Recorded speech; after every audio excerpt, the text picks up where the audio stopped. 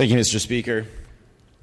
Members, I think my colleague from San Diego, from Oceanside, was onto something. You know, when you're talking about individual liberty, something that is a profound idea in this country, and then when you think of adulthood, that between being a minor and then when you reach the age of 18, there's all sorts of things that you can do when you become 18. You know, you can commit a crime when you're 18 years old that will put you in prison for the rest of your life. And as my colleague from Oceanside said, you can sign a marriage license. And that marriage license binds you to a contract with another person when you're 18 years old.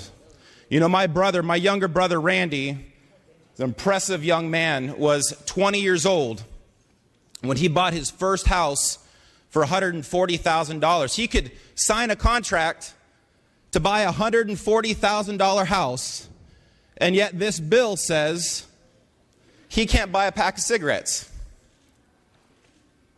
It makes no sense at all. Is this a state that believes in the idea of individual liberty? This idea in the freedom of choice, and that you can buy the products that you want, even though they might harm you? Do we believe in those basic ideals?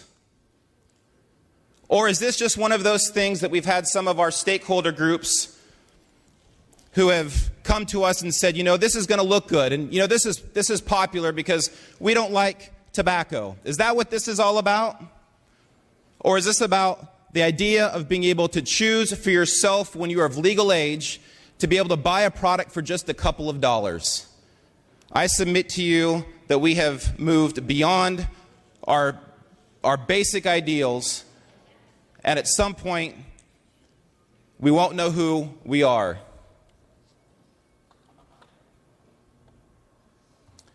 Members, this bill today is not just about tobacco. This bill is about what we call adulthood. And are you sure that we want to go to that place where we're allowed at 18, 19, 20, 21 to be able to sign up, to go into the military, to be able to give your life for this country?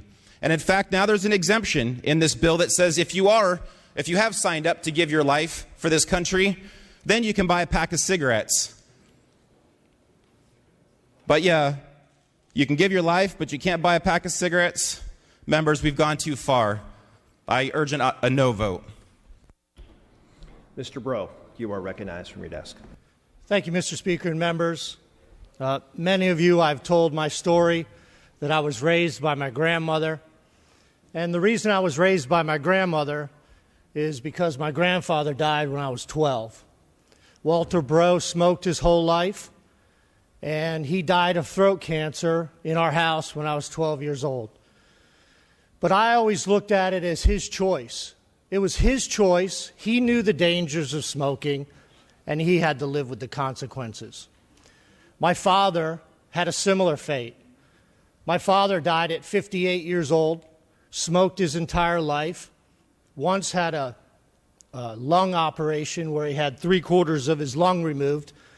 But I always told him growing up, you know, I saw those two things, and I would never touch a cigarette in my life. But I always told them that was your choice, you know, and you have to live with those consequences. I think it's about freedom here. It's freedom for someone not to tell you what to do with your life. You should be able to live your life the way you want, but you have to own the consequences. I think the most consequential issue in this entire debate is freedom. The other thing, we just spent a lot of time creating an entire regulatory system for marijuana. So kids are going to move to 21s and not be able to smoke cigarettes, but they can roll a joint and smoke a joint at 18 years old. And I think that's inconsistent. We cannot keep passing these one-size-fits-all regulatory measures that take freedom away from our citizens. So I rise in strong opposition to this bill. Thank you. Thank you, Mr. Breaux. Mr. Harper, you are recognized. Thank you very much, Mr. Speaker.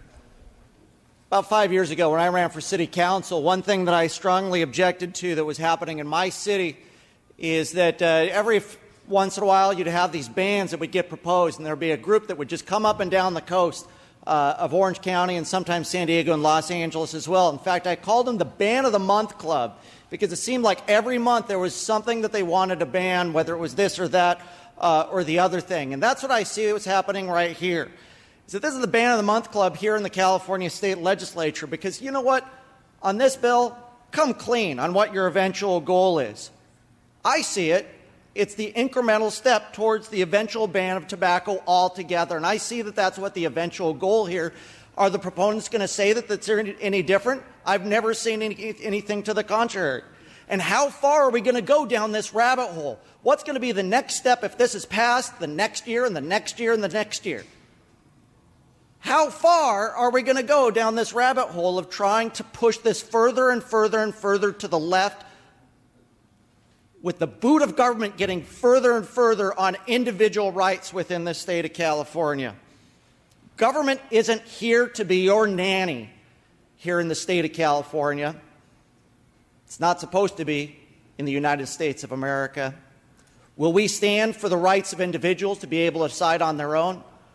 Or will we further press the boot down on individual rights? I urge a no vote on this issue. Mr. Obernolte, you are recognized. Thank you, Mr. Speaker. Colleagues, I hate smoking. I think it's a scourge in our country. I have two wonderful sons. They're 17 and 15. And Hale and Troy, if you're watching this, if I ever catch you smoking, you are in big trouble. And I don't care if you're 18, I don't care if you're 21, I don't care if you're 30. If I have to catch my son smoking, I'm going to tell them that they're fools for smoking. However, this country was founded on the promise of freedom and liberty. In fact, when we said the Pledge of Allegiance here just a few minutes ago, we ended that pledge with these words, with liberty and justice for all. Liberty means having the ability to make our own decisions. And in this country, we have made the decision, for good or for ill, that the age of majority is 18. And that's the age at which we start holding people accountable as adults. You know, a great man once said these words. He said, "America will never be destroyed from the outside. If we falter and we lose our freedoms, it will be because we destroyed ourselves." Do you know who said that? That man. Abraham Lincoln said that. The man whose portrait hangs in the front of our chamber. And that's why I'm going to vote against this bill, and I urge you to vote against this bill, not because smoking is a good thing, not because we're sending the message that it's okay to smoke at 18, but because freedom and liberty are essential qualities that make America what it is today. I urge your no vote. Mr. Jones, you are recognized. Thank you, Mr. Speaker. There's been some very compelling arguments brought up today in opposition to this bill that I won't rehash, but you know, one of the things that hasn't been brought up is the fiscal impact to the state. And if you look at the reason, again, for the extraordinary session was to solve some of these fiscal impacts that health care is having on the state of California. And it's estimated that in just one aspect of this bill, it have a $35 million fiscal impact on the state budget, plus other impacts that I won't itemize right now. Some of the compelling arguments against this bill were marijuana, the exemptions, enforcement, and other compelling arguments. So I would like to, I've got three questions for the author. They're very short and simple. I'll ask those questions and then allow the author to either address them or not address them. Without objection. Thank you. So it's been mentioned that there's an exemption for military folks. I would like to know if there's any other exemptions in the bill for other reasons. So that's question number one. Question number two, on the exemptions, how does the author propose to enforce those exemptions, especially regarding the military personnel? If you have a military person on duty and he's smoking, well, that's very clear to tell that he's a military person. He's exempted from the bill. But what if that military person is off duty in a public setting and a police officer interfaces with that military person, how is the officer supposed to know that that's a legitimate interface with the military person? So that's number 2. And number 3, there are several bills and initiatives working their way through the state right now that may or may not be silent on the age of marijuana smoking. So I would like to ask that as the third question for the author to address. So in summary, Mr. Speaker, number 1, other exemptions. Number 2, how are we going to enforce this? Number 3, how does this apply to marijuana? Thank you. Dr. Wood, you may address those now or in your close if you wish. I'll wait till my close. Mr. Calderon, you are recognized. Yeah, Mr. Speaker, I'd like to move the previous question. That takes 5. Ridley Thomas, Garcia, Quirk, David Chu, and Mr. Bloom. Members, this is a procedural vote, requires a majority of those present and voting. Mr. Calderon is moving the previous question. Mr. Calderon is asking for an aye vote, and Mr. Bro is asking for a no vote on moving the previous question. Members, this is a procedural vote, Mr. Jones. This is a procedural vote. We need to proceed. The clerk will open the roll. All members vote who wish to vote. Mr. Calderon is moving the previous question and asking for an aye vote. Mr. Bro is asking for a no vote. This is a majority of those present and voting. Members. Mr. Calderon asking for an aye. Mr. Bro asking for a no. The clerk will close the roll. Ayes 49, noes 26. The previous question has been moved and is before this body for a vote.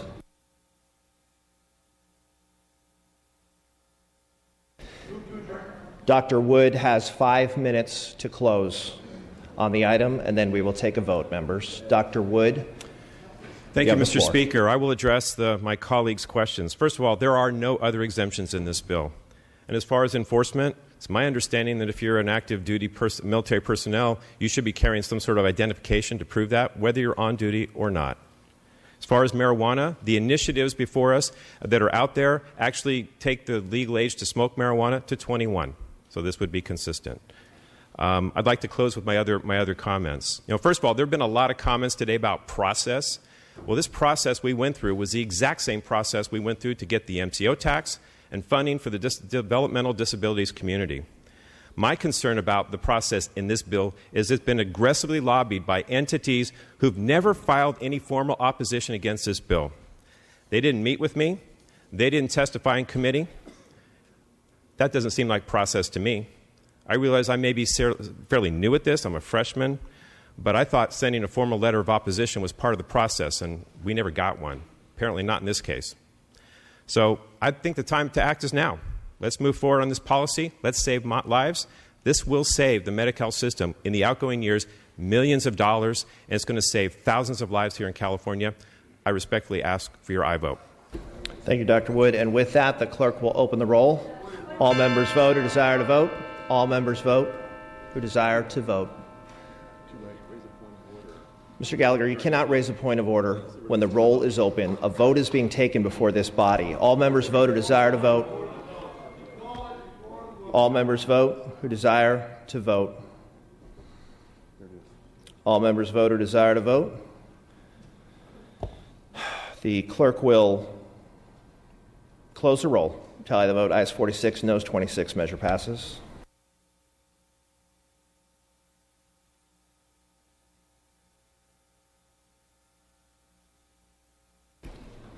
Mr. Mays, for what purpose do you rise, sir? Mr. Speaker, ACR 1 is at the desk and sets the adjournment of the 2015-16 second extraordinary session, sine die, on February 25th, 2016. Once again, I ask for your aye vote on this resolution.